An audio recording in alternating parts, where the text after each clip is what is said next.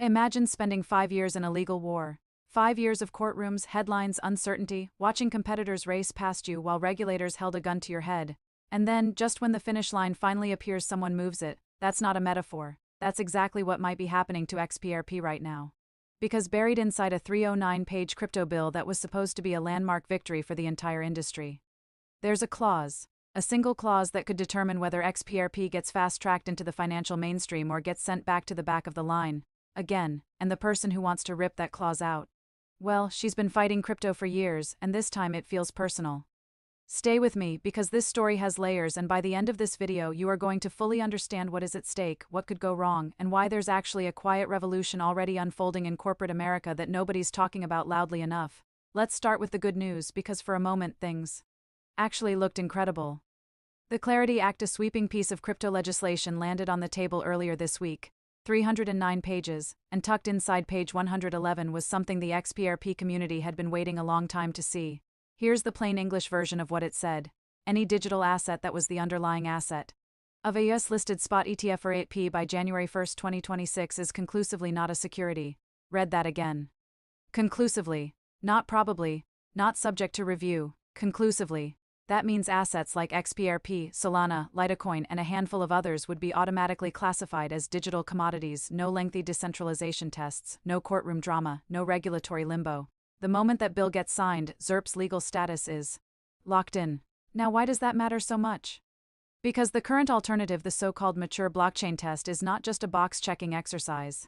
It's an invasive, time-consuming process that forces a project to prove on paper that its network is sufficiently decentralized, and one of the key thresholds in that test: no single entity, including the founding company, can control more than 20% of the token supply.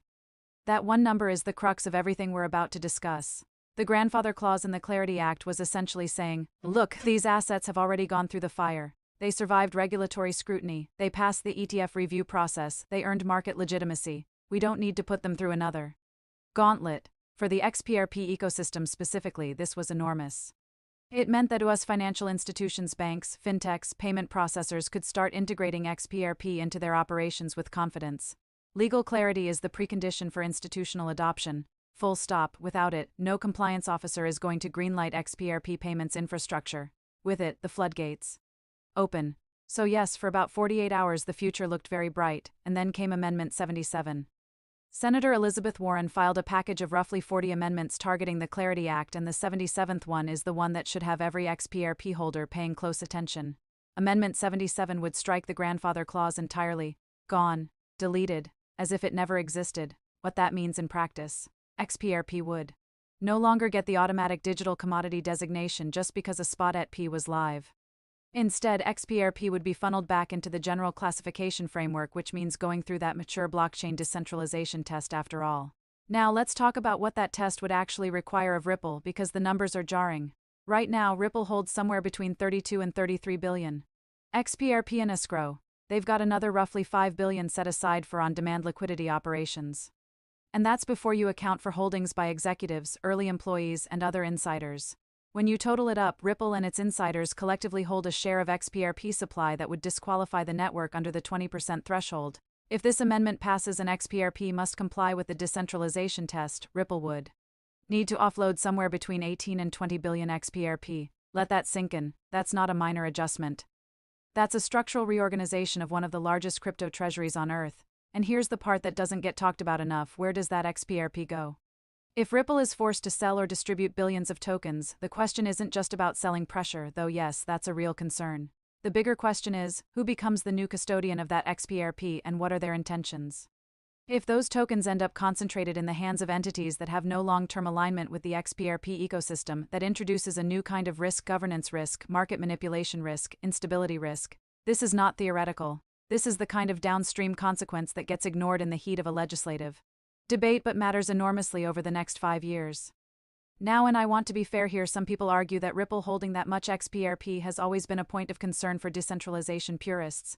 And that's a legitimate conversation. A network that aspires to be decentralized infrastructure for global finance probably shouldn't have its creator holding a third of the supply indefinitely. That debate is real and worth having.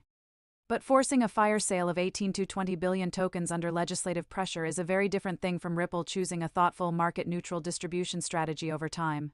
One is deliberate stewardship, the other is a wrecking ball. Let's zoom out for a second because this doesn't happen in a vacuum. Senator Warren has been one of the most vocal and consistent critics of the crypto industry for years. Her opposition is ideological. She views much of crypto as a vehicle for financial speculation, money laundering risk, and regulatory arbitrage, and her alliance with former SEC Chair Gary Gensler, who made pursuing XRP and Ripple a flagship enforcement priority, is well documented. Here's the thing, this amendment package she filed targets exactly 5 assets, 5. Out of thousands of crypto tokens, out of an entire ecosystem, she is specifically going after the assets that had achieved ETF status, the assets that had fought their way to legitimacy through the existing regulatory machinery. You can call that principled consistency if you want, but the timing, the specificity, and the history tell a different story. Ripple spent years pushing back publicly against Warren's crypto positions, testifying before Congress, taking the regulatory fight directly to the establishment. And now, in the window where XRP stood to benefit most from favorable legislation, Amendment 77 appears. Whether you call that coincidence or consequence, it shapes how you think about what comes next. The important thing to understand is that this amendment is not law. It has to be adopted into the bill. Senator Cynthia Lummis and other pro-crypto legislators have both the platform and the incentive to fight it. The industry has lobbying power, public support, and a growing base of institutional allies who have a direct financial interest in legal clarity. This is a battle, not a verdict. Now let me shift gears entirely, because while Washington argues about amendments, Ripple has been quietly making a move that most people haven't fully processed yet. It involves something called G Treasury, a platform Ripple acquired in 2025, and it might be the most strategically significant thing Ripple has done since winning its SEC case. Here's the setup. Corporate treasury management is one of the most boring, essential, and enormous functions in global business. We're talking about how large companies manage their cash, their liquidity, their cross-border payments, their foreign exchange exposure. It's the financial circulatory system of the corporate world. G Treasury was already a player in this space, a legitimate, enterprise-grade treasury management system used by real companies managing real money. When Ripple acquired it and rebranded it as Ripple Treasury, most people in crypto land shrugged. Another acquisition, moving on.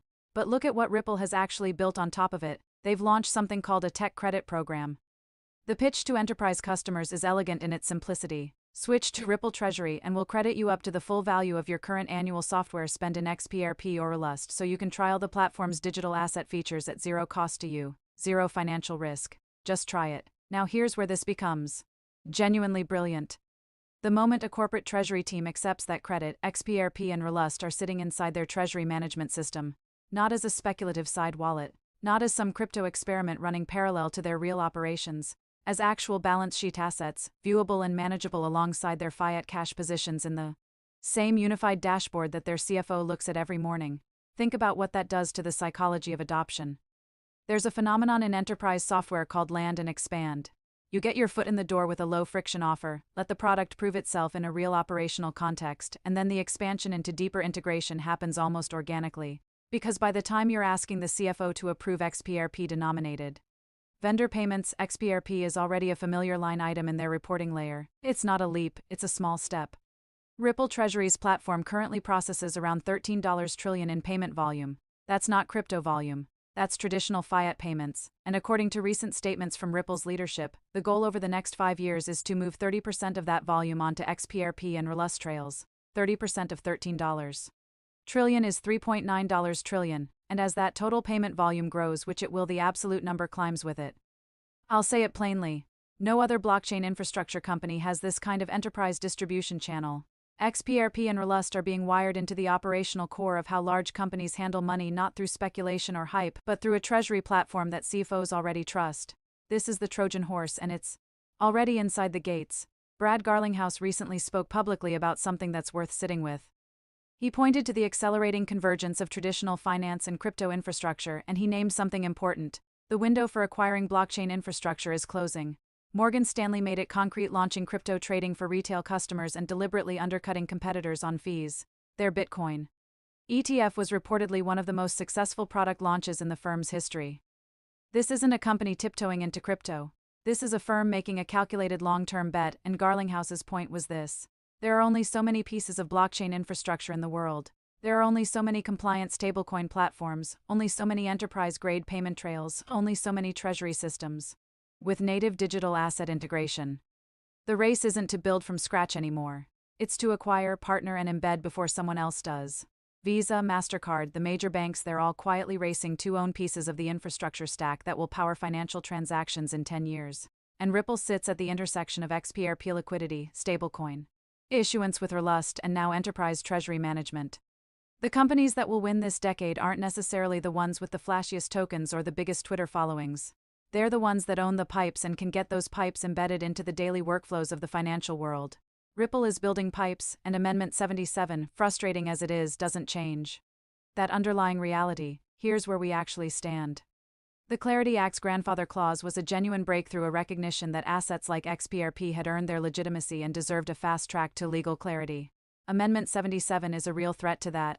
If it makes it into the final bill, XRP faces another year plus of regulatory testing. Ripple faces the forced redistribution of billions in XRP, and institutional adoption in the United States gets delayed. None of that is good. But here's what I want you to hold on to. The fundamental case for XRP isn't built on a legislative shortcut. It's built on real infrastructure, real enterprise adoption, real payment volume, and a strategy that is being executed quietly and methodically while everyone's distracted by the political noise. The Ripple Treasury play is real. The TradFi convergence is real. The demand for compliant, enterprise-grade digital asset infrastructure is real. One senator's amendment doesn't erase any of that. What you can do right now: know your senator's name, know their position on the Clarity Act, and if you care about this industry having a fair shot, make your voice heard. These bills get shaped by public pressure more than most people realize. Like this video if it gave you clarity. Leave a comment, tell me whether you think Amendment 77 actually gets adopted or whether it gets voted down. I read every response.